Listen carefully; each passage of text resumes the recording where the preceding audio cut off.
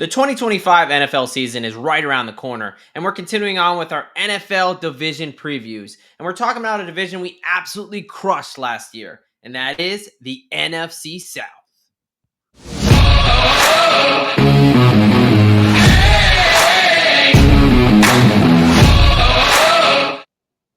Ooh, welcome, football fans, to another edition of IDP Plus Bets. What is up, folks? I am your host, the Degen Docs, and I'm joined by my brother in degeneracy, Mr. Derek Bennett, a.k.a. Professor Locks. How we doing tonight, brother?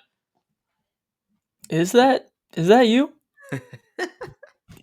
You're looking a little puffy there, big guy. I am a little puffy. I did not get plastic surgery. I am I hope not, because if you did, they did an awful job. You kind of remind me of one of my kind of a throwback character from Blast from the Past, Mr.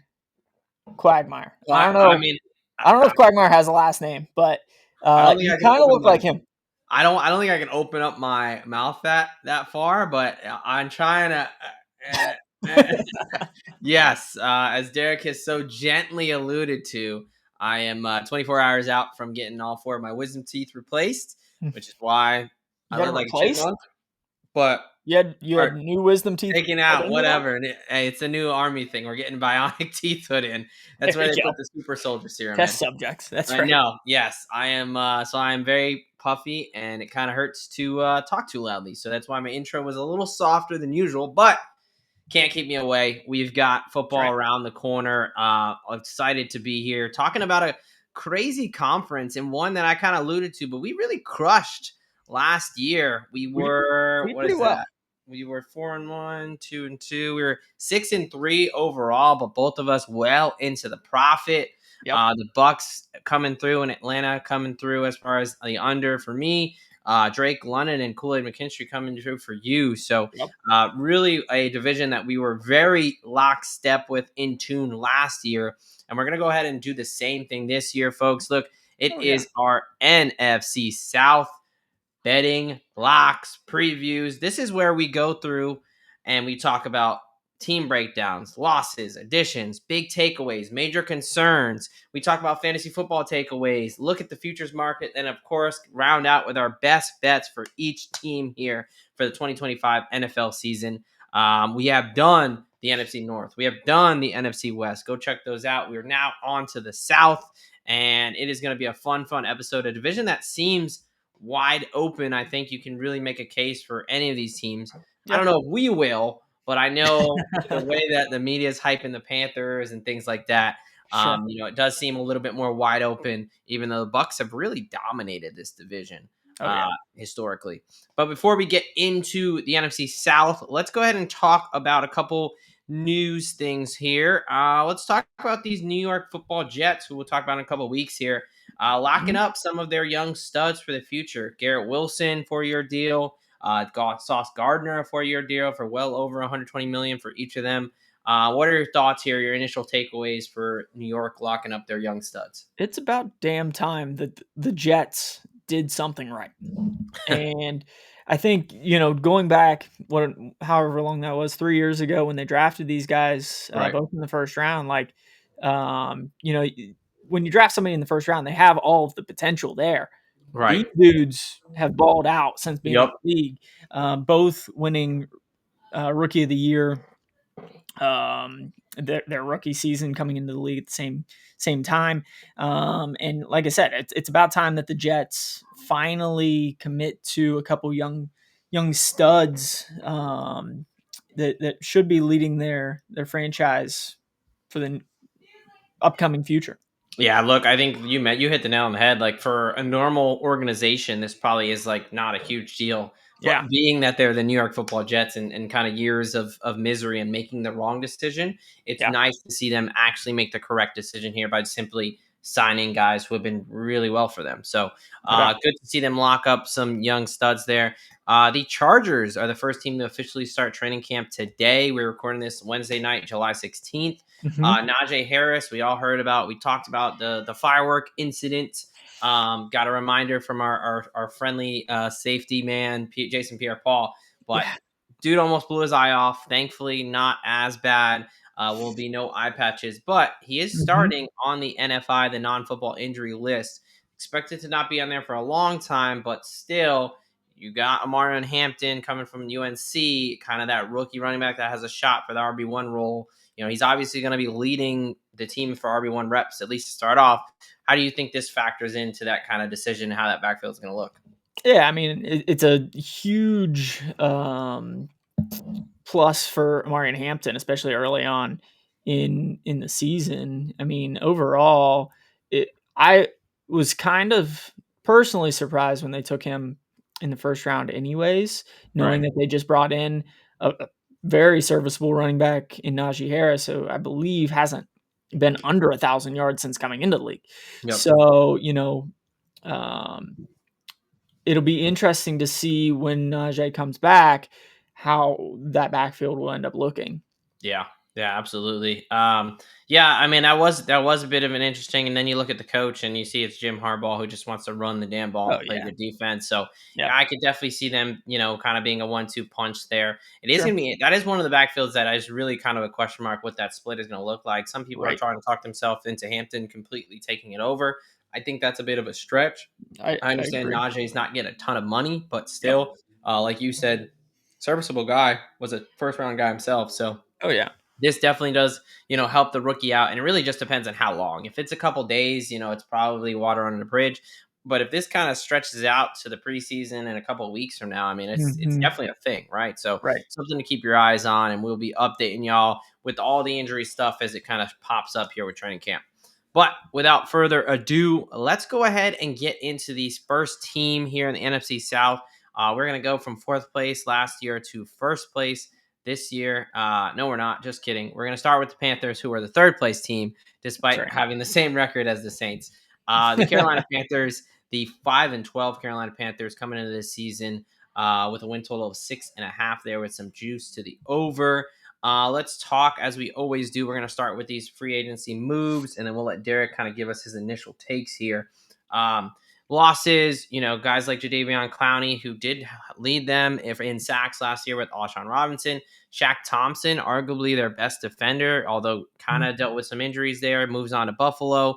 Cornerbacks Caleb Farley and Dane Jackson are gone. Safety Jordan Fuller, kicker and punter are gone. So some losses there, some notable, definitely more on the defense, special teams. And as far as who they added, really kind of the big ones, Rico Dowdle coming in after a 1,000-yard season with the Cowboys, comes in to kind of slot into that backfield. Tet McMillan, the number 8 overall pick for Carolina there, is the big wide receiver out of Arizona.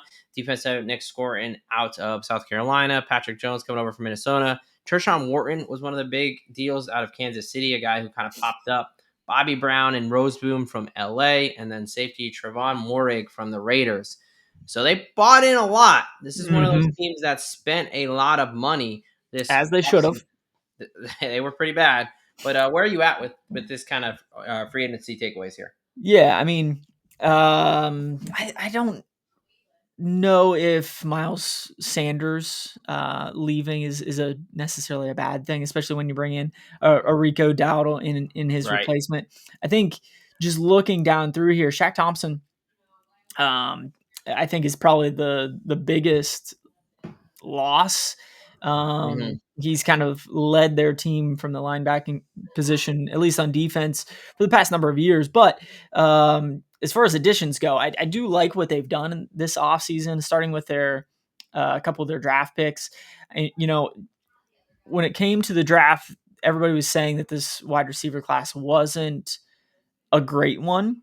And it kind of surprised me that they took Tet McMillan. But at the same time, it was definitely a position of need. You also bring in Hunter Renfrow, who has been off or out of the NFL for a year and a half, dealing with some ulcerative colitis stuff. And it'll be interesting to see how he bounces back, because when he's on the field and 100% healthy, he's definitely a weapon. Defensively, I still have some question marks. But yeah, I think overall, I like what they have done this offseason. Yeah, I mean, on paper they should be a little bit better, but they were really Yeah. bad last year. Oh yeah. Like you got rid of two of your top guys in Jadeveon Clowney and Shaq Thompson, and you could talk about Jane Jackson, Jordan Fuller. I mean, that's a Yeah. decent amount of starters that actually aren't terrible. No. And you bring in some guys that are projected to be okay, but Christian Roseboom he was a backup in LA. I don't really like that move that much. Morig, we'll kind of see. Like, none of these guys are like home run absolute splashes for Correct. me. So I just think this team was, I mean, this is a 5-12. I think they definitely upgraded on offense. Defensive wise, I think it's probably neutral, Right. at least at this point. I do still have questions about the tight end position, which we'll talk Yeah. about in a second. Right now, it's slotted to be Tommy Tremble, who just had back surgery a couple weeks ago. So Mhm. that's going to be an Mhm. interesting thing. But major takeaways, where we talked about some of there's a lot of changeover on this team, especially on defense. But I think it all surrounds around what Bryce Young are we going to get? Yeah. When he was his rookie year, he looked like unsavable. You had no And idea where then he's going. last year he got benched for Andy Dalton, and Mhm. then he came back and did okay, right? I mean, Played he pretty looked well, really. decent, Yeah. right? Near the end, but I mean, how many wins did that equate to? Right. Not a ton, right? So it's kind of like, are we just saying he's looking better because he looked so bad before? Do we Mhm. really expect him to take that kind of leap forward in year 3 with the second year under Dave Canales? What are your thoughts on Bryce Young and what he's going to look like this year? I think he does take another step forward. Will he, crack the top 10, top 15? I don't think so, as far as quarterbacks go. But we talked about the additions on offense that they made. Plus, you also have to think, kind of like you mentioned, second year under Canales and in his scheme. You hope that there's some development from his wide receiver group last year, but you also bring in a couple guys. So yeah, I think hopefully that offensive line can pick up the slack where they have lacked over the last couple years. They definitely improved last year. But overall, I think from a wide receiver standpoint, they made a huge improvement in that room. Yeah, and I will say you kind of talked about it, but Bryce Young, I think he took like something crazy, like 50. Let me look at the stat. His rookie It was year, he kind of took similar to Caleb Williams last year in terms right, of rookie sack numbers. Yeah, I right. He think took 62 sacks his he was just rookie year. very overwhelmed with the pass Right. rush once he got into the National Football League. Only 29 sacks the last year, kind of as you mentioned. So that should help, hopefully, if they can continue to kind of ratchet that up for Bryce Young there. Yep. Let's talk about some of these major injuries as we always do before we head on over to the fantasy world there. Starting off with, one that shouldn't be very hopefully major, but it is important because he's such an important guy here, and that's Tet McMillan, the first round pick there. Unknown, really injury. Essentially, he Mhm. collided with a DB at practice, and they kept him out of OTAs the last couple days. They said it's precautionary. Right now, we just have no reason to not believe them. Sure. So just something to be aware of if he does this does linger into training camp, then Yep. yeah, that's something we could talk about. But right now, just kind of something to mention. A bigger one, I kind of hinted at it, but right now the tight end number 1 is slotted to be Tommy Tremble out of Notre Dame. He just had back surgery a couple weeks ago. They got the surgery in late May for a nagging injury. No real timetable here. They are expecting him to be back, somewhere around the preseason ish, somewhere around the season. But we know back surgeries are no joke. So what's your kind of outlook on Tommy Tremble with having this surgery, just a couple months before the season? Yeah, I mean, it definitely was a surprise that they mentioned what kind of back surgery it was. They did not because Yeah, they don't have to right now, so it makes our job a little bit harder. for sure, But we for just sure. know it But was a nagging injury from last year. And it didn't yeah, seem like to get fixed. So yeah, and why it took the last 3, 4, 5 months to have it done. right, Again, we don't know that, but any back surgery comes with its concerns, right? I mean, anytime we're cutting near the spine, there are certain things that can go wrong. Sometimes they will, sometimes they won't. It's just like one of those 50-50 things. right. Yeah, I think from a tight end standpoint, they just don't have many guys there. I No, mean, outside of Tommy Tremble, they have Jatavian Sanders, Mitchell Evans, guys that I personally haven't really heard much of. Right. So yeah, I mean, going back to the whole Bryce Young situation, like you're definitely probably not going to get a ton of help coming out of that tight end room. But yeah, I mean, it'll be interesting to see how Tremble will bounce back after the back surgery. Again, kind of just depends on what it was. Look, yeah, he's slotted as the tight end one right now, but there's going to be opportunity for Sanders or Mitchell Evans to kind of take over. So if Yep. if you're thinking maybe a really late flyer or something like that, if they step up, but again, Jatavion Sanders at least had that opportunity last year, and he didn't really take a hold of it. So Right. we'll kind of see, but something to monitor, and why I have major question marks for that tight end position for them. For sure. Big one on the defensive side, Derek Brown, who went out in week 1 of last season with a meniscus tear. We've talked about this in the past, but when you have a meniscus tear, it's kind of, what helps to cushion for your knee, essentially, to prevent the bone on bone. There's 2 options. You can either have a meniscectomy where they cut it out, but it's worse for long-term health, or you get it repaired, which is a much longer recovery, but it's better for overall long-term knee health. So he went with the repair. It's kind of a 4 to 6 month return, but he should be good to go. We really don't see a lot of drop off the next season because there is so much ramp up time. So good news for Derek Brown. Hopefully that's going to be a big boost for him coming back to the middle. Also, probably a good thing that he went ahead and had it repaired. Being a 300 plus defensive lineman, I mean, there is a ton of stress being placed on those knees just walking around. Right. And as a younger, pretty damn good defensive lineman, I mean, they'll want to have him for years to come. So hopefully this is something where it goes well. He doesn't necessarily miss time in the future. Yeah, no, absolutely. And then just something to note, DJ Wanham, outside linebacker, he kind of had a back injury, back injury flare up during OTAs.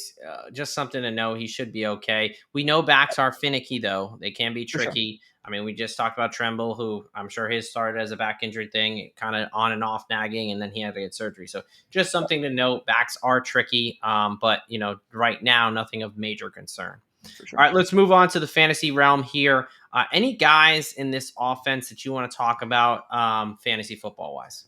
Yeah, I mean, we talked a little bit about wide receivers and how they brought in Renfro and Ted McMillan. They still have Adam Thielen, who has always been one of my favorite wide receivers to grab. You got Xavier Legette, but I'm going to go to their RB1 last year, Chuba Hubbard, who's an absolute stud. It'll be interesting to see what that carry load will look like now that they have Rico Dowdle in the backfield as well.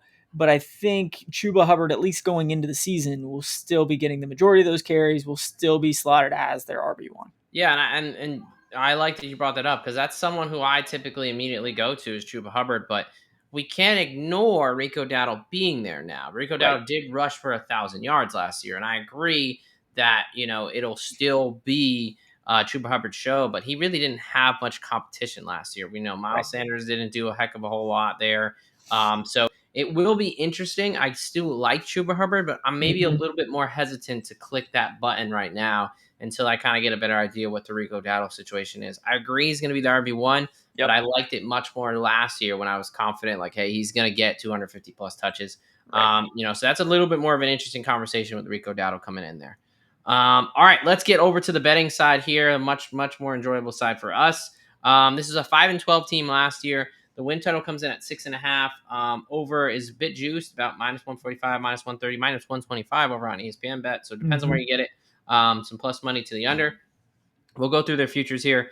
They're around plus 250, 225 to make the playoffs, -300 to miss, about plus 350 to plus 400 to win the division, plus 40 all the way between 44 and 80 to 1, depending on what book you're at, to win the conference, and then anywhere from 110 to 150 to 1 to win the Super Bowl.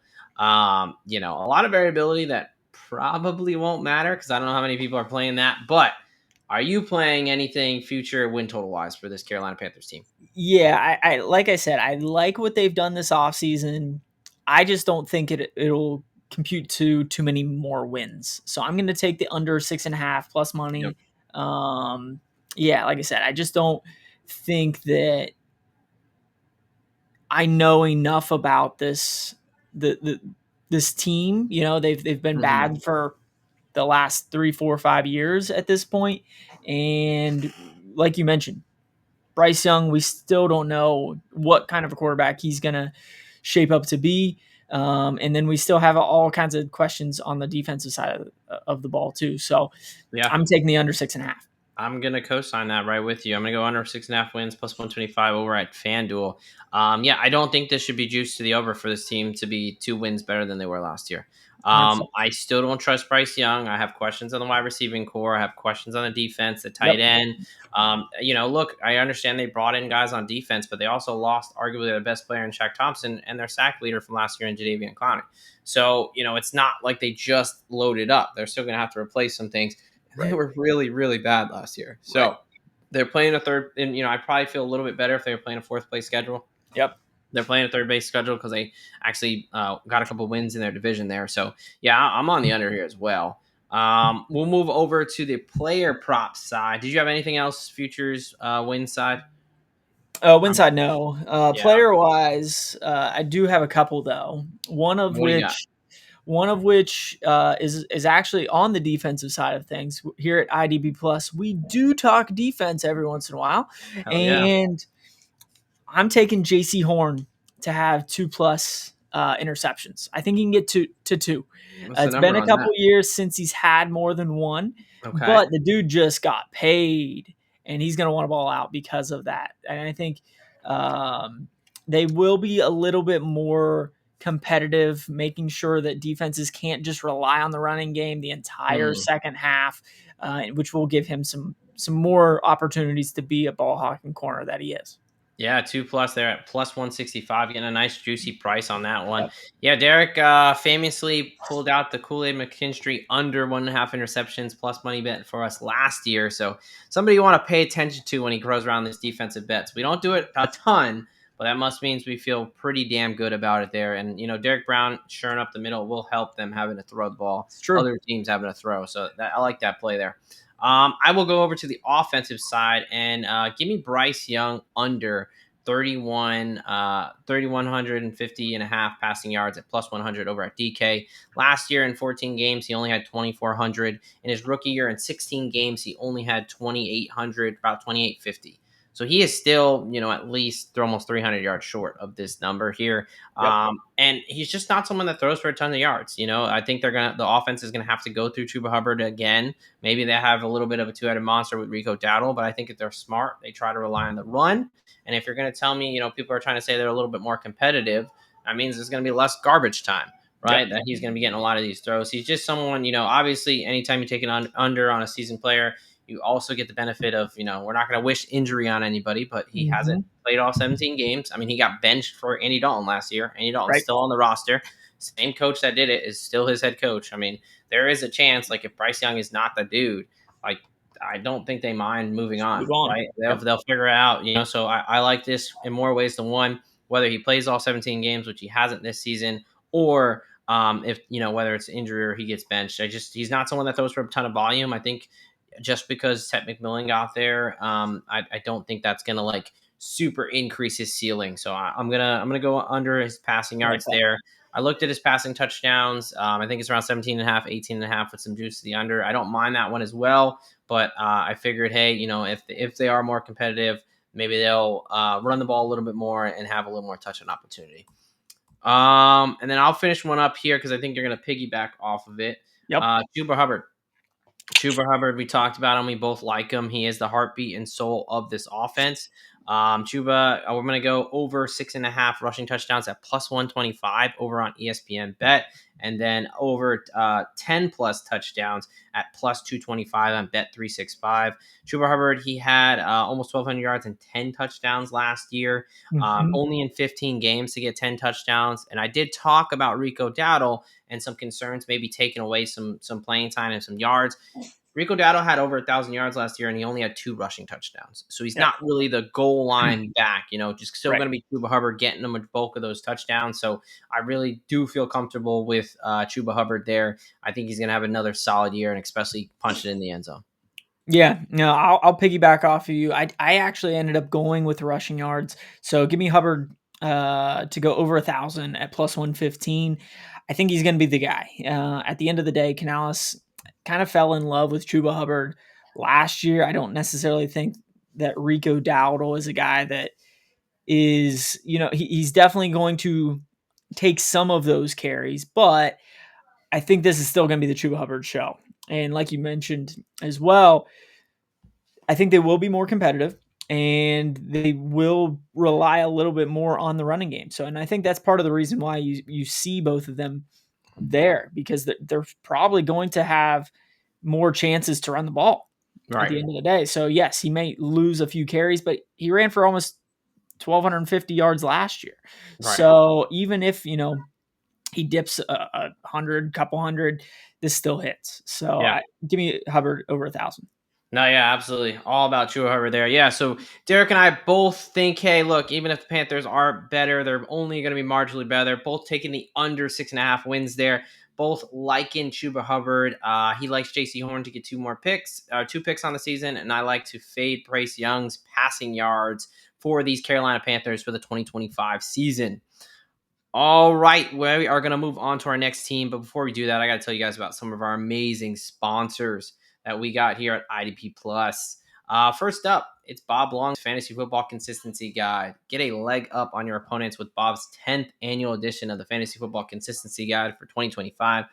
Look, folks, there's a reason we're on the 10th edition, and it is not just because we keep present reprint, right? My guy Bob is killing it over there. If you are a fantasy football player, you are going to want to get this guide.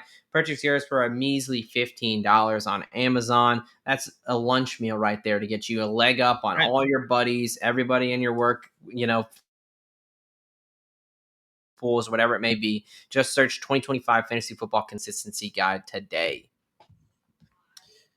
Looking at this team with the NFC South here, we're talking about none other than that team in NOLA. That is the New Orleans Saints coming to town. Yes, they are. Although who the heck is going to be leading them out of the tunnel this year? Because it ain't Derek Carr. Nope. So it's going to have to be, somebody else. And that is going to be the major crux of what we talk about here for this New Orleans Saints team. A team that was 5-12 last year, not 8-9. We'll have to fire the graphics guy. Fire the graphics guy, damn it. Damn intern. But yes, a 5-12 team last year. They're coming in with a win total of 5.5, with some money, some plus odds to the over there. This is a team that lost a ton, as you can tell. So let's get right into it. We'll talk free agent moves. We'll talk big takeaways, fantasy football, and then of course, where do we see this team ending up, and how can you make money off of it? Let's start with those losses, and the biggest one is Mr. Derek Carr, who I feel like retired should be maybe in a question mark there. Maybe he's getting a shoulder injury. Maybe he's medically retired. Yeah, I don't know what exactly. That was a very weird situation where he had a sermon and was, that was kind of just an odd situation. But clearly he wanted out of New Orleans. We'll see if he's actually retired or not. Right. But he will not be playing for the New Orleans Saints next year.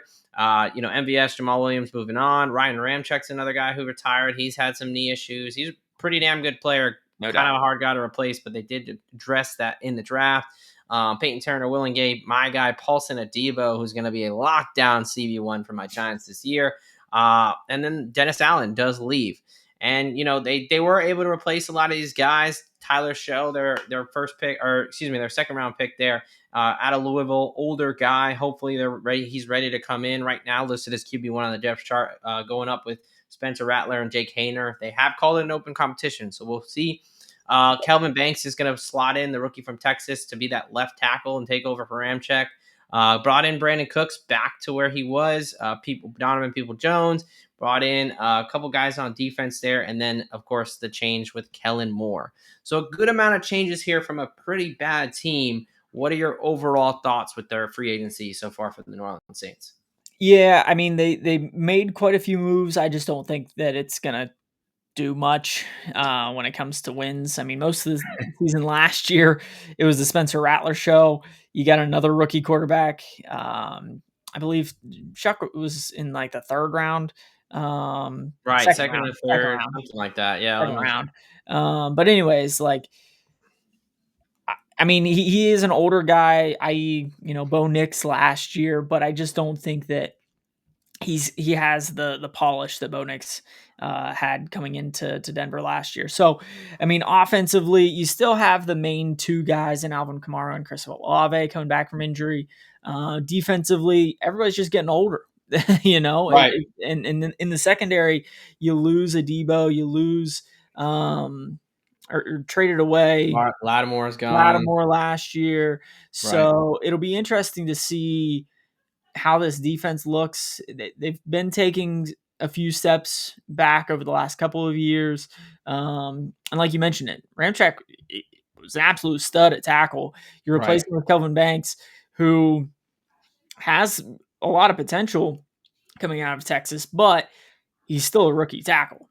Right. So, rookie left tackle protecting a likely rookie quarterback or second-year guy. Now, luckily, there aren't too many pass rushers that are household names in this division. That's a good point. You got that going for you if you're New Orleans, but I just don't know, how the season's going to go for the Saints. If to me, it sounds like a kind of a repeat season of last year. Yeah, I mean, I agree. I think this is one of the harder teams to figure out because there is some talent on this team. Yeah. Alvin Kamara, Chris Olave, Juwan Johnson. They have some guys in the defense. Cam Jordan, right? You have Demario Davis still there, Tyrann Mathieu. Like, you have some talent there, but we just have no idea what this quarterback room is going to be. I mean, Spencer Rattler, I thought he was awful in college, and now he comes out and he was pretty damn bad last year. Like, this is a very highly variable team because we don't know what we're going to get at quarterback. I mean, this could be the worst team in the league, or they can be a competent team. It really just depends on what we're going to get out of quarterback play, and there's just so much unknown here. So this is going to make this for a hard read here. Let's go ahead and get into the injury situation. Really, there's two major injuries, one not so great, one better outlook here. Starting off with our guy Taysom Hill, the Swiss Army Life himself. Late ACL tear in December, the 1st of December. He's only going to have 9 months before week 1, around that for recovery timeline. We like to see at least closer to 11, 12 to have any type of confidence there. What are you expecting out of Taysom Hill this season? Not much, at least the first, 2/3 of the season. I think it's just one of those things that when you have an ACL tear in September, October, you have a decent outlook, at least for the better half of the season. When it happens in December, that does turn into basically the entire next season. Where I'm questioning, how, if any, production you're going to get from anybody, whether it's a Taysom Hill or Hawkinson kind of did that a year ago. But yeah, Taysom Hill is an absolute stud when he's on the field. I mean, like you said, Swiss Army knife, they can put him anywhere. I just don't think it's going to be the Taysom Hill show.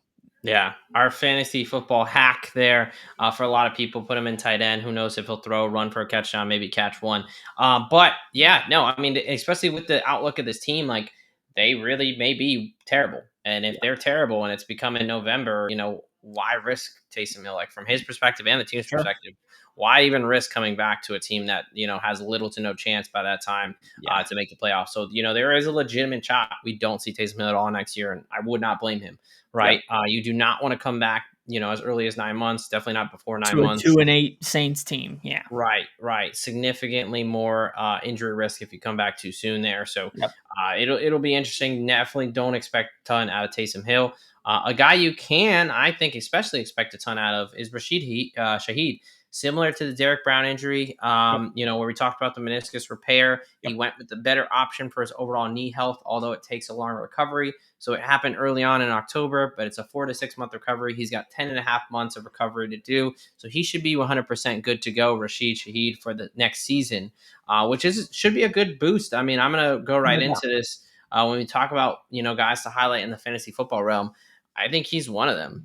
He showed a lot of promise last year. He, had almost 400 yards and 3 touchdowns in just 5.5 games with the Saints offense. He was an explosive wide receiver, someone that kind of popped up on fantasy, and everyone's kind of forgotten about him.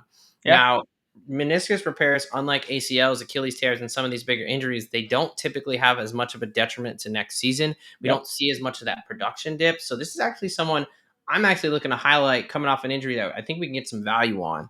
What's your opinion on Shaheed there for the season? Yeah, no, I completely agree. I think he's one of those kind of boomer bust types of wide receivers when it comes to fantasy, because he's Right. such a deep threat.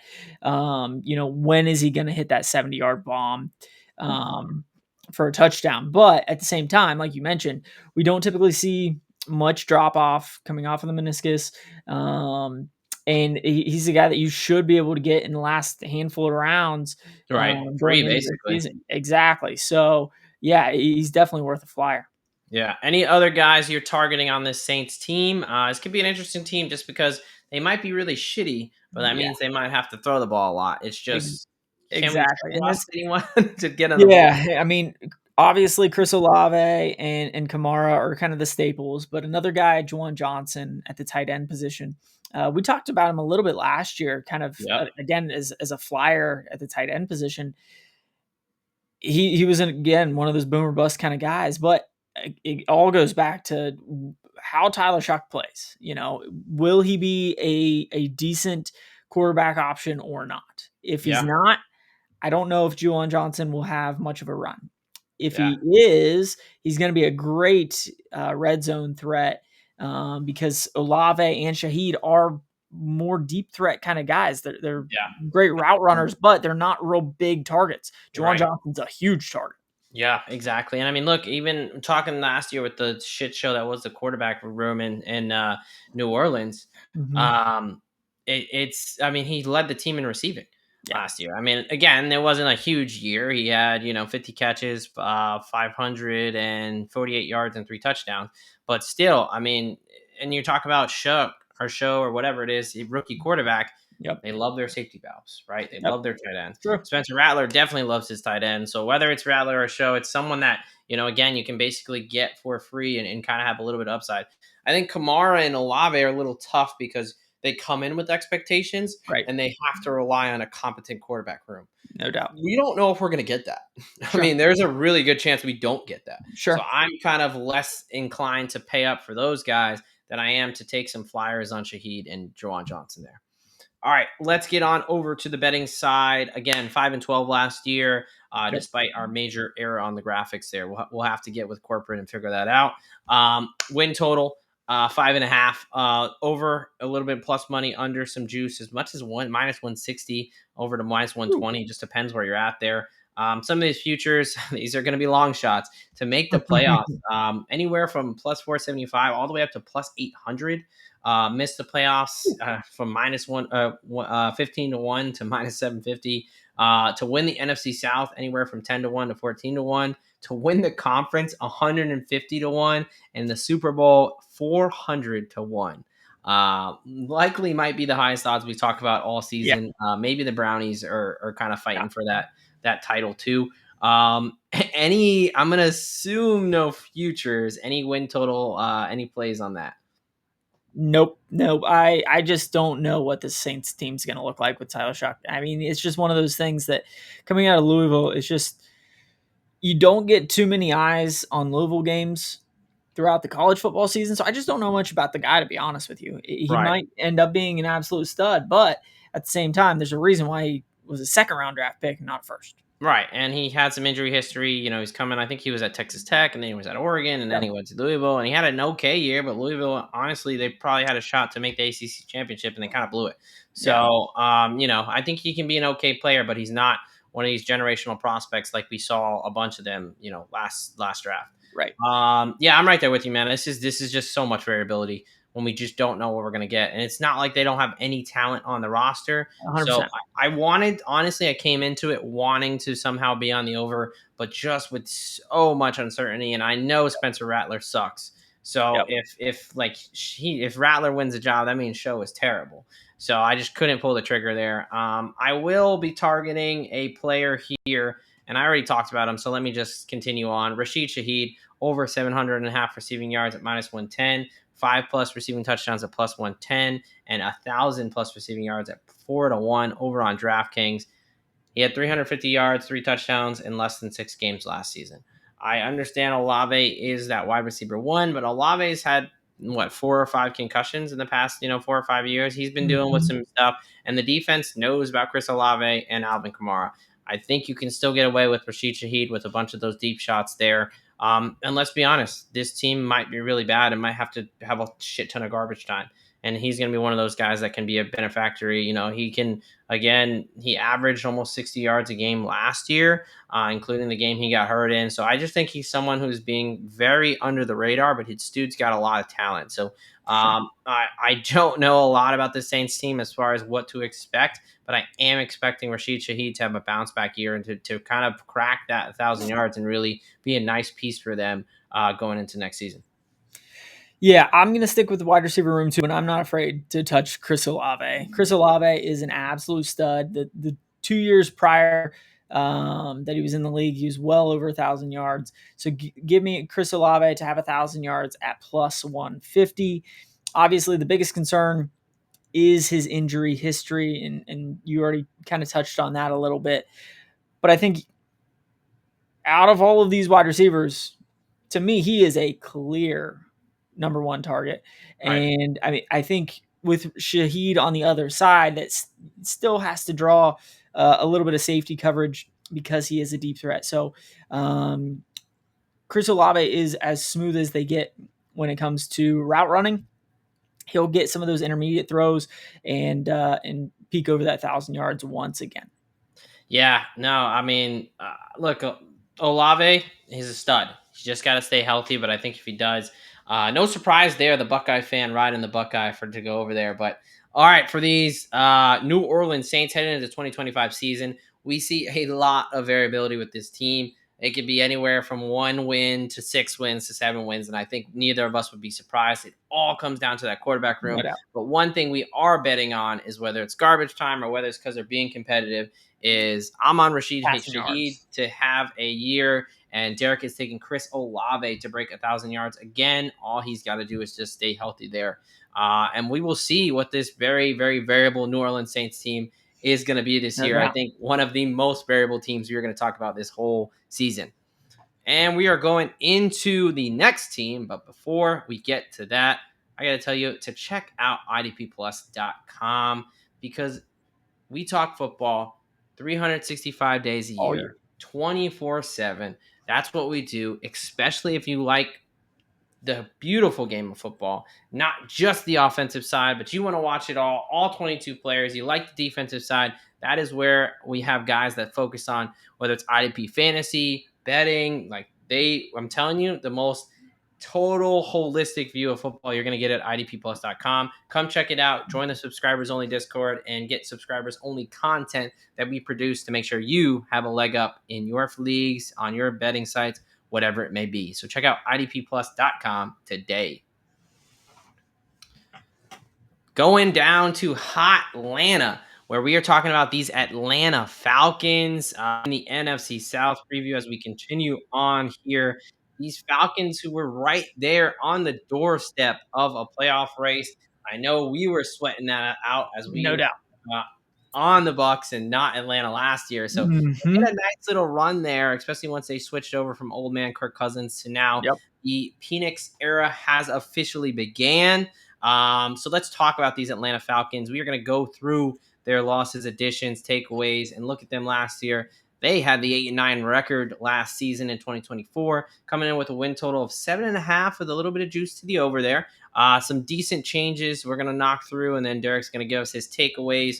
Lost a couple wide receivers that really didn't contribute much. Drew Dahlman was one of the highest center prospects, so he had a really good season. Going to have to replace him. A couple pass rushers in Judon and Lorenzo Carter.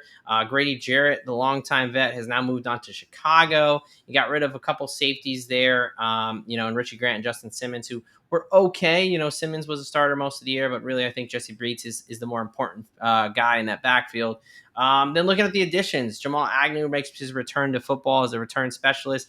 They doubled up. They said, look, we were one of the worst teams in pass rush last year, so you know what? Fuck it. We're going to draft both these guys high in the first round, or at least in the first round. Jalen Walker and James Pierce Jr. coming out of Tennessee there. They also brought back Leonard Floyd over from San Francisco. They brought in Morgan Fox, took Devon Diablo from Las Vegas. and they drafted Xavier Watts, who I really like at Notre Dame, and then Jordan Fuller took him on over from, I believe, Carolina.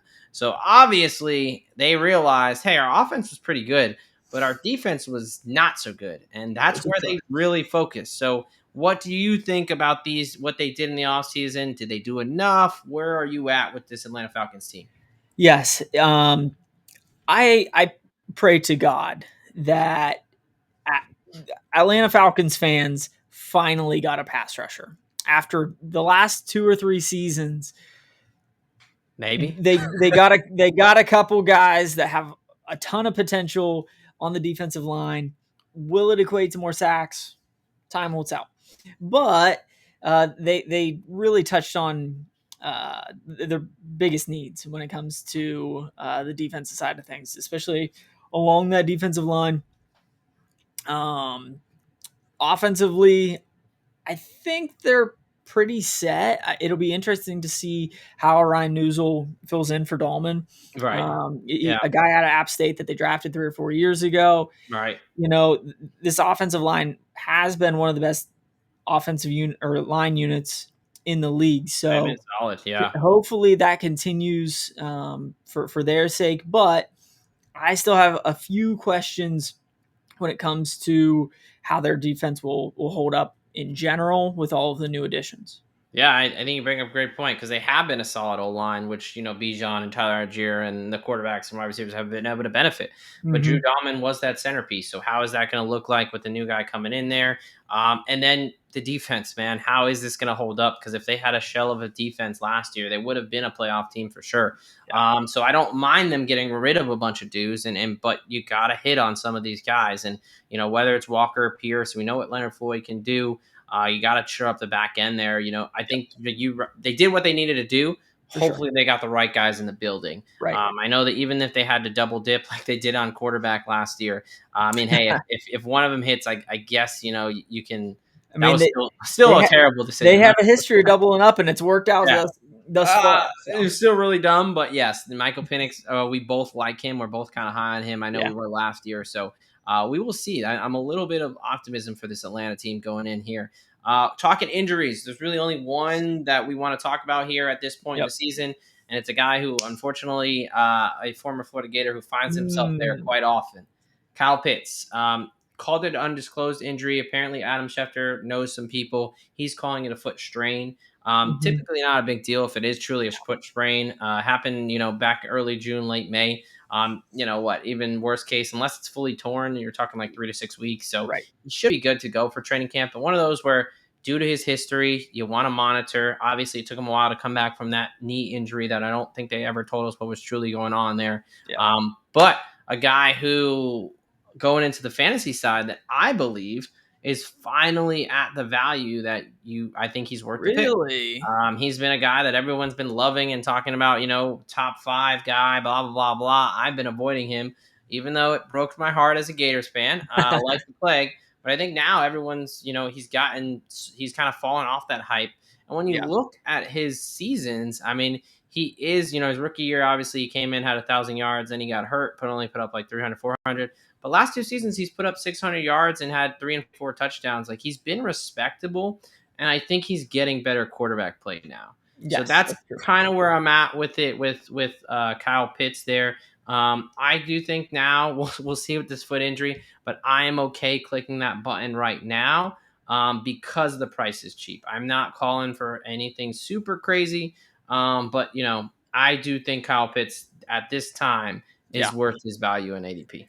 Yeah, as far as where he's being drafted, I think is correct. I don't know if I would necessarily be comfortable drafting him personally. And that's partially because I've had him on fantasy teams in the past couple of years, and it's just been such a headache. Such a headache. That pleasure. Exactly. But like you said, he's got a better quarterback in Michael Penix. You don't have, a ton of competition. Yeah, right, exactly.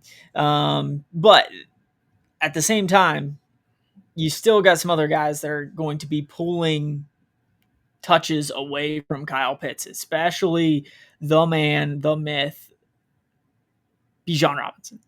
He was our RB1 when we did all of our fantasy rankings a month or so ago. And I don't see where he's not going to be an RB1. I mean, the guy hasn't missed a game since coming into the league. And he's just been super consistent, super productive. So, Bijan, if you have the top 3-4 pick, right, probably worth it. Yeah, I mean, hey, if you want to go running back early on, you cannot go wrong with Bijan. That is what we have both said. If you want to check out our rankings, you can go to IDP Plus over on the fantasy side. We gave out all our rankings, both dynasty and redraft. Check out where we had him RB1, right? Really just behind Chase and Jefferson there. So he really can't go early enough for either of us. We love Bijan this year. I think he's gonna have a great year. So that's a smash play. And then Pitts would be a little bit of the flyer. But believing in this offense a little bit, led by Michael Penix. Again, they have a solid O-line. They've got some good weapons. Hey, I think he might be something. So we'll see. Let's move on over to the betting space, out of the fantasy realm. 8-9 team last year, coming at the win total of 7.5. That's a little bit juicy over. You can go 8.5 depending on which way you want to play it. Futures market to make the playoffs around plus 145, plus 155. Missed playoffs between minus 175, minus 190. To win the division, anywhere from 220 to plus 240. To win the NFC, anywhere from 28 to 35 to 1. And then to win the Super Bowl, anywhere from 60 to 80 to 1.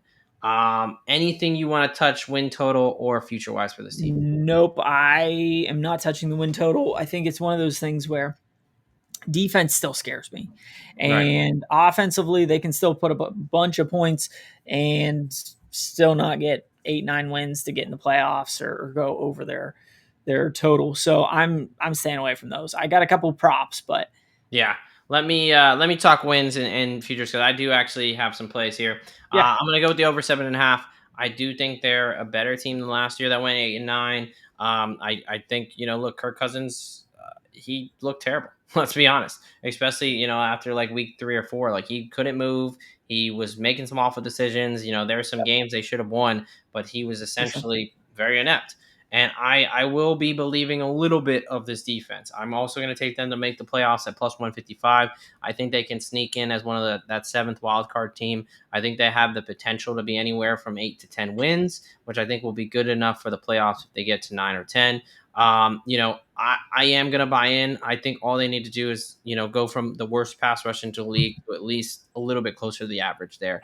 I do think they've got some good pieces in the linebacking core and the secondary. I think they got some young guys they can work with there. And I like Michael Penix. I think he's better than Kirk Cousins. So that tells me that I'm going to take them at least having as good, if not a better year than last year. So I'm on the over 7.5 wins at minus 135 over on FanDuel, and to make the playoffs at plus 155 over on DraftKings. So I've got a question for you. What's up?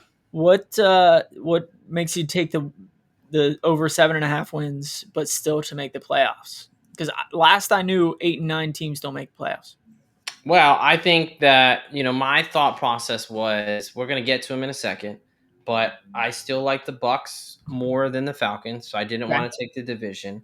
I think that, one, my floor is that they're going to get to 8-9 wins. But I think that, as my kind of little bit of more plus money play for them, I think they do have the potential to be a 10-11 win team. Right? I think 10 gets you there. I think in the NFC, 10 didn't get you there. It was 11 with the Packers, but I'm not projecting some of those teams last year to be as high. So I think they can make a wild card. I think they have a little bit of that ceiling. So I wanted to kind of get a little bit more than just the over 7.5. So that was my thought process, but I wasn't ready to pull trig on any of the conference division, any of that stuff. I still think they are limited by that defense. No doubt. Okay. All right. What do you got for us, player props wise? Yeah, let me take the a couple overs on a couple studs on offense.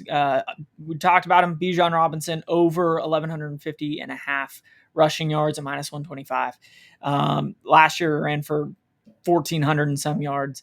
The year before that, he barely missed 1,000 yards in his rookie season, but he was kind of sharing carries in that season. Last year, he got the bulk of the carries. Tyler Algier was kind of, placed on the bench.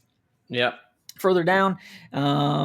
And I think as long as Bijan stays healthy with that offensive line, the way that that offense runs, he's going to have another hell of a season. Outside of him, give me Drake London to go over 10 plus receiving touchdowns. He hasn't done this yet, but he now has a comparable quarterback for the entire year. Last year he had 9, so he just missed this number last year. And like you mentioned, Penix should be a major upgrade from guys that he's had in the past. Yeah, and as much as we're talking about Penix and being an upgrade, he still only started 3 games, so still almost like a rookie, Yep. Rookie and a half, we'll call it. So Bijan is going to have to be the heartbeat of that, and I think London, being his wide receiver 1 is going to benefit. I'm going to go back to my guy here, Kyle Pitts, over 525 and a half yards, minus 110 over on DK. I just think it's too low. Last 2 seasons, despite some injuries and some issues, he's been over 600 yards. He cleared that pretty easily. Talked about his his rookie year where he had over 1,000 yards. Yes, when he got hurt, he did not reach this number. Obviously, if a guy gets hurt, this is all kind of for naught. I'm also going to play a little bit of a ceiling here with 1,000 plus yards at 12-1 over on Bet 365. Yes, baby, go Gators. We're only right over left. 38 days away from college football kickoff, 50 days away from NFL kickoff, by the way, in case you wanted some sweet nothings in your ear. So Kyle Pitts, I just think that better quarterback. He's coming into the season, hopefully healthier. We'll see, right? But I just think that this offense is going to be able to move the ball effectively. And I think, we still have questions on the defense, so they're still going to have to put up points, right? So I think we both like this offense.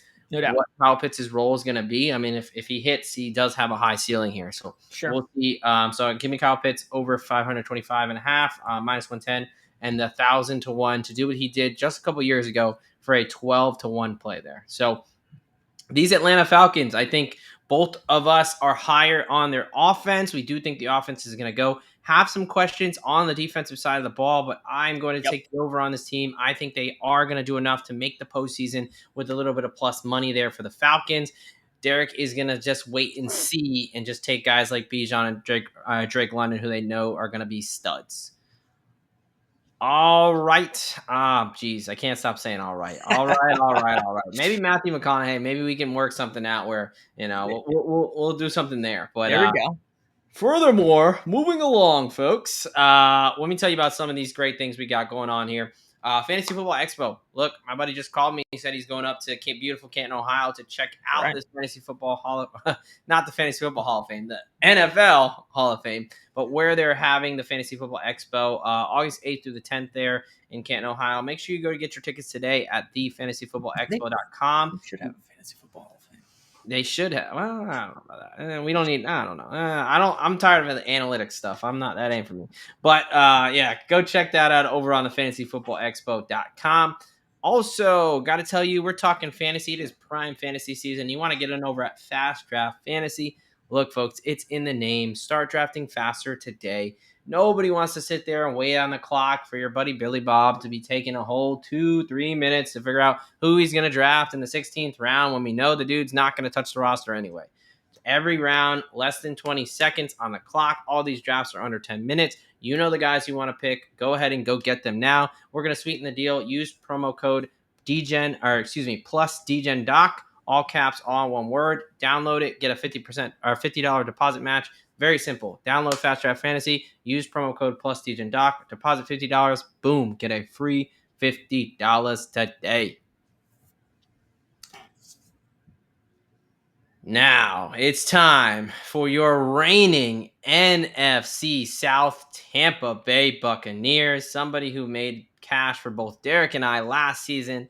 Baker Mayfield woke up feeling dangerous, and we are talking about those 10-7 Tampa Bay Buccaneers as we head into this 2025 season. Still favored to win this division here. Coming in off that 10-7 year, got a win total of 9.5. So expecting around a bit of a similar season, a little bit of plus money to the over there. Some decent changes. Looks like they've lost more than they brought in. But again, this was a solid team from this year. So how much do they really need to bring in? Lost some guys, Shaq Barrett, someone who retired and then came back. Tyrone Shionka, a young player who never quite really worked out for the Bucs. William Golston, KJ Britt, some guys who have been there for a while are going to move on. Mike Edwards going back to the Chiefs. Safety Jordan Whitehead is now gone. And their offensive coordinator for the second year in a row, Baker Mayfield, makes these guys look good. And then they get head coaching jobs with Liam Cohen and Dave Canales last year.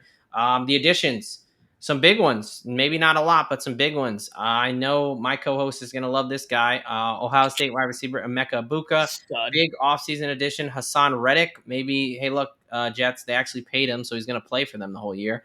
Anthony Walker comes in from Miami, bring over a couple cornerbacks, especially Benjamin Morrison, a guy who was a first-round talent out of Notre Dame but had a hip surgery and missed most of his junior year. I think he's someone who's got a lot of potential there. We'll see if he can be a steal at a draft. But, Derek, you are the expert here. Let's have you break down their free agency. What are you thinking?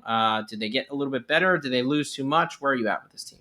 Yeah, honestly, like you mentioned, they lost more than they added as far as volume of players, but they added some really key pieces when it comes to Reddick with that pass rush, as well as Anthony Walker kind of manning the middle of their defense.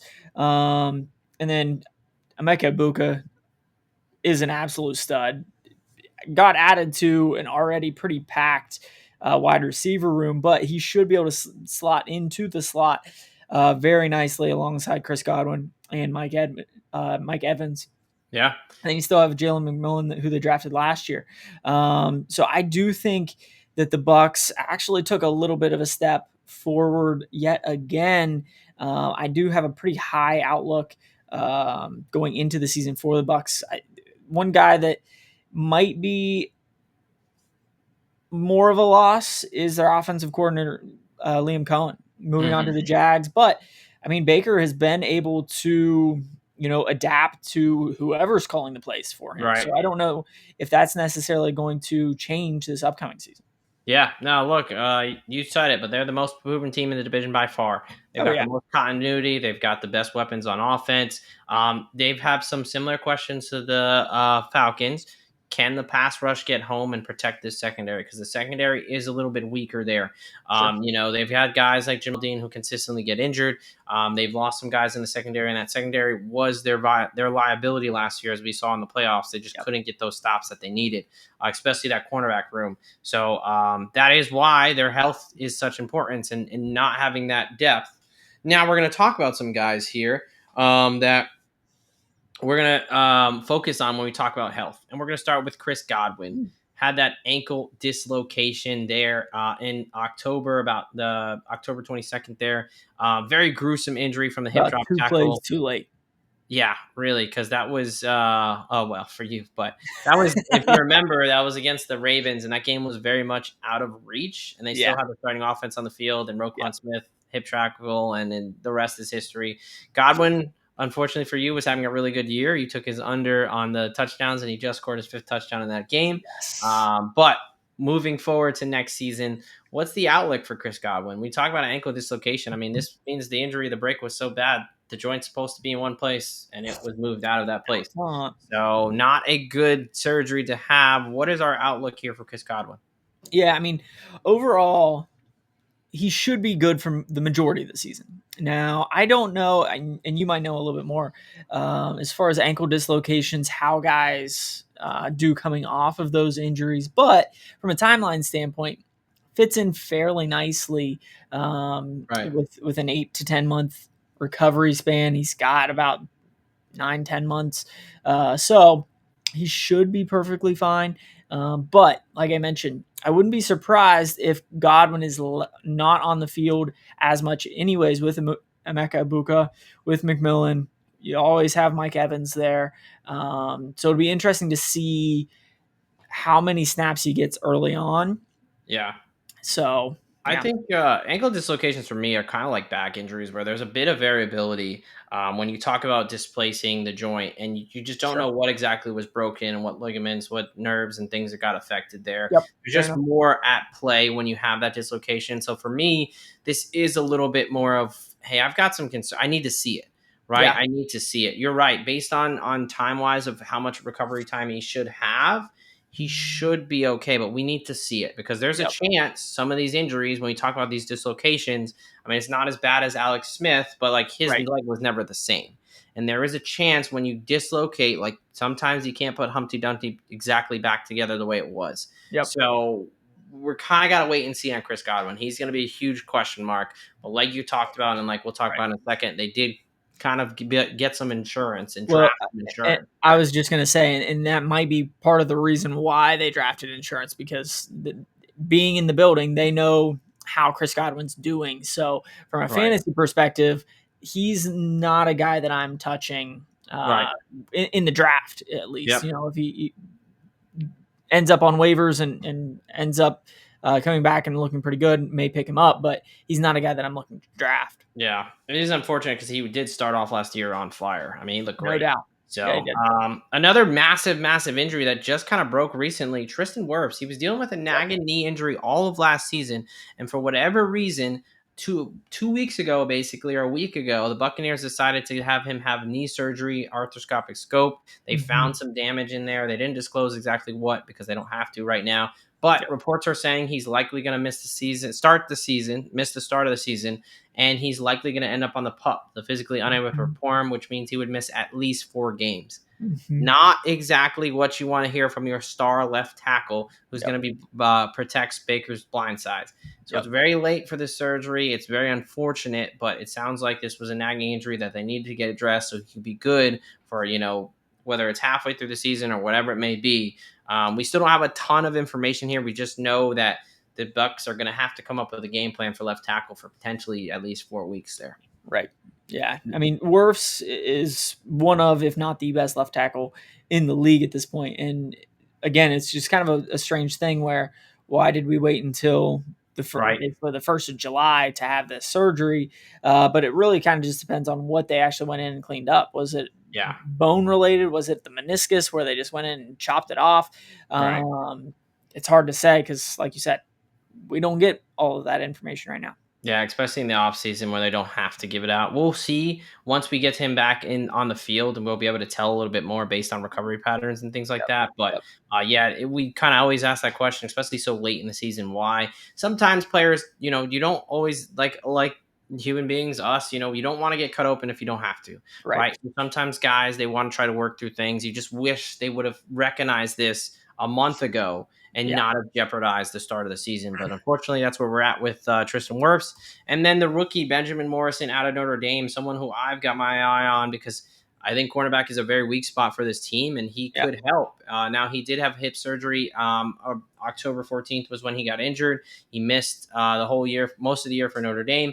But he's got, almost 11, 12 months of recovery. So he should be good to go. We'll see him getting caught up to game speed. But this is a guy who was a first-round talent, and that injury kind of bumped him down to the second round. What are you thinking about Benjamin Morrison, and what's the chances he makes an impact this season? Yeah, I think if he gets on the field, he should make an impact because, like you mentioned, that cornerback room is probably one of the weaker units on this Bucs team. Absolute stud when he is on the field, but because of injury, that's why he dropped. So, assuming that rehab recovery goes as planned, he should be able to make some really good impact plays. Yeah, that all of the things. Words are hard at 8:30. It's my bedtime in like 20 minutes. Yes. We all do realize that we're doing such a disservice to Derek because it is so late, 8:30 Eastern time there. All right, we will wrap this up here. But no, we're going to talk about fantasy football takeaways first. We like this offense. What are some guys you're targeting in the fantasy realm? Yeah, give me Mike Evans, Bucky Irving, Emeka Ibuka. Give me McMillan for a flyer. Baker. Baker. I mean, I absolutely love their offense. It'll be interesting to see with Wirfs out the first handful of games how their offensive line looks because it historically over the last couple of years has been a really solid unit. Which gives me a little like the tiniest bit of pause on Bucky Irving.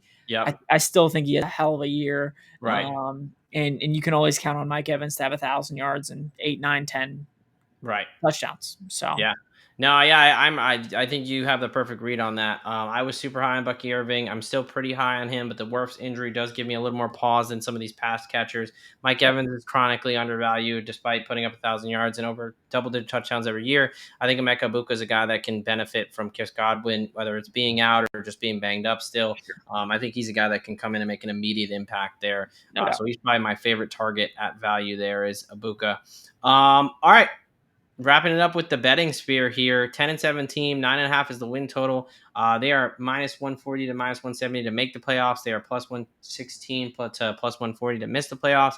They're anywhere from -105 to +110 to win the division.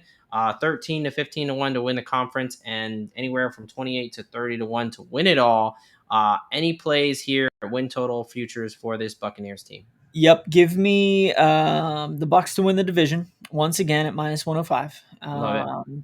And then from a winning side of things, I went ahead and bumped it up to 10.5 at +155. I really think from a Bucs standpoint, their schedule is really shaping up to help them out. I mean, they start the first 2 weeks on the road at Atlanta and at Houston. I would assume they would I shouldn't say assume. I think they probably will drop one of those, but then they Right. might start going on a little bit of a run. So they have New York, they have Philly. That's going to be a tough one, but it's at home. Right. Then they go through Seattle and San Francisco. I think those are both wins. Detroit, yeah, again, a touchy one there, but they did go to Detroit and win last year. Gave them one of their 2 losses, and then just as a whole, I just think this division is still pretty weak. Outside of the Falcons, I think they get 4 wins from the Panthers and the Saints. Right.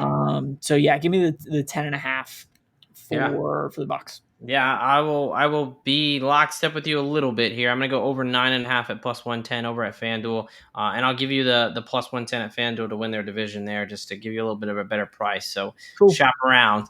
But yeah, no, for a lot of what you said, this is the most proven team. We really like their offense. I think their defense made some of the right strides to get better. Yep. Their schedule, can be tough at times, but they play teams like the Eagles well. They play the NFC West, who we're not super high on. Go check out that episode from that we did a couple days ago. Yep. They've got, and again, talking between Carolina and New Orleans, those might be 2 of the worst teams in the league, and the Falcons' defense was one of the worst. It might be one of the worst, last year. So we like their offense, and they're going up against 3 bad defenses. I think that gives them a pretty good opportunity to stack up some wins and take this division there. So I won't be playing the division. I will just be playing the over 9.5 wins. I would say they would be my division winner, but the price is a little short for me. I'd rather just take, if I'm going to get the same +110 for over 9.5 wins, I'll just go there in case those Falcons do kind of get them, or a situation where they kind of both are 10-7 and one wins out, whatever it may be. But love this offense, and I think we're both going to talk about this guy, but give me Baker Mayfield over 3,800 and a half passing yards at -110 and 29.5 passing touchdowns at -105. And 40 plus passing touchdowns at +550. We talked about it, but Baker Mayfield had an incredible year when there was all these question marks about Dave Canales is gone. What's this guy going to do without his offensive coordinator? Why not just have 4,500 passing yards, 41 touchdowns? He's got a great wide receiving core. He's got a solid offensive line. Yep. I mean, Baker Mayfield is here to stay in Tampa Bay. I mean, he is a gamer. I really like the passing touchdowns. I mean, Mike Evans is going to get 15 of those himself. Mecca, Buka, K-Dot, and Jalen Miller and Chris Godwin, they really like to throw in the red zone too. I just think he's set up to have another great year. So, why not make some money off of it? Yeah, so I'll co-sign most of those. I actually took his over 3,800 and his over passing touchdowns as well. But I also took Baker to have 4,500 yards, just like he did last year at 5-1. With the wide receiver weapons that he has, plus adding Emeka Egbuka, I just think that Baker's going to have a career year this year. I really think that the Bucs as a whole are going to have a pretty dominant year and end up with one of the top couple seeds in the NFC. So yeah, big time fan of the Bucs going into the season, big time Baker fan going into the season. I just really think they're gaining up, Yeah, I mean, they did it last year, and the defenses in the division didn't get much better. So, I mean, it's hard to believe that they're going to take a step back. I think they might obviously take a step forward with Ibuka and what he has to bring, and hopefully Godwin can get back to stream and Wirfs isn't out for too long. But no, I think this is one of our favorite offenses, and for a reason. They're a fun offense, and I think they're gonna light up scoreboards here.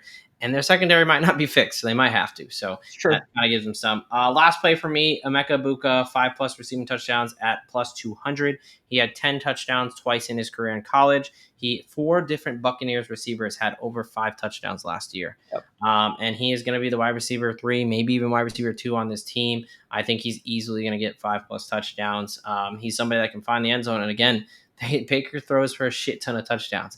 Like they have a lot, right? 41 touchdowns last year. So for Ibuka to get 5 as the second or third wide receiver in the offense, I think makes a ton of sense. And we're getting 2-1 odds there. All right, folks. So we have the Tampa Bay Buccaneers, who both Derek and I are pretty high on. Derek has them to win the division and over 10.5 wins. I have them over 9.5 wins. We both love Baker Mayfield this year. We think he's feeling dangerous, and he's going to have another stellar year in the passing yards and touchdowns. And Emeka Ibuka as the sneaky wide receiver there from Ohio State. He's going to be a payoff as a great pick and find the end zone at least 5 times for a nice 2-1 cash. And that is it for your NFC South division preview. A very fun division that may have 2 of the 2 worst teams in offense and may have 2 playoff teams. You know, this is going to be a little bit interesting to see. We got a ton of question marks in Bryce Young and what that offense is going to look like. Tyler Shough, Spencer Rattler, what the hell is that going to look like in New Orleans? And then we got some offenses that we think are going to be pretty damn good in Atlanta and Tampa Bay there. So, a fun division. Any final thoughts as we wrap up this NFC South division preview? No, I think the NFC South has done us well over the last year or two, and I'm hoping for another good year coming out of the NFC South. Like you said, I mean, there's a couple teams that we're expecting to be absolute dog shit. Yep.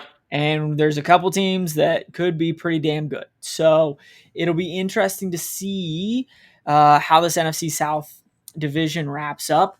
But hey, it's football, baby. And we're, 50 days away. Basically 2 weeks away from like helmets and shoulder pads being suited up for the Hall of Fame game. Let's go. Yes, very, very exciting. Like Derek mentioned, 6-3 last year collectively, over 5 units cash. So we love the NFC South, and they love us as well.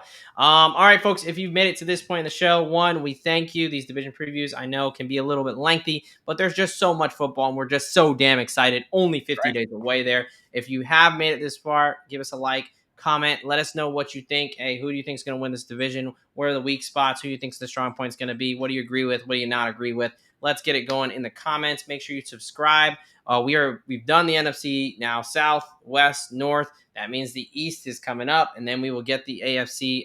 We're going to get all these through before the Hall of Fame game to make sure you can get these bets in, because we know the prices are only going to get worse from here on out. I need to go put some ice on my damn draw so I can stop looking like a chipmunk. So we're going to get out of here. So from the Degen Doc and Professor Locks here at IDP Plus Bets, we are out of here. Thank you for watching the IDP Plus YouTube network. If you enjoyed this video, give it a thumbs up and don't forget to subscribe to our channel. Be sure to tap the bell icon to get notified whenever we upload new content.